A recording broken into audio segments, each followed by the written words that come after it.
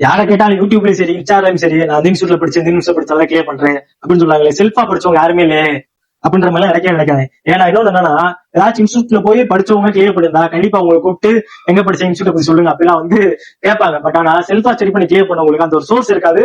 அவங்களால அவங்கள ப்ரிப்பேர் பண்ணாத வெளியே சொல்ல முடியாது. அவங்க படிச்சிருப்பாங்க, பட் ஆனா அவங்க படிச்சு கிளியர் பண்ண வெளியே தெரியாது. அவ்வளவுதான் வித்தியாசம்.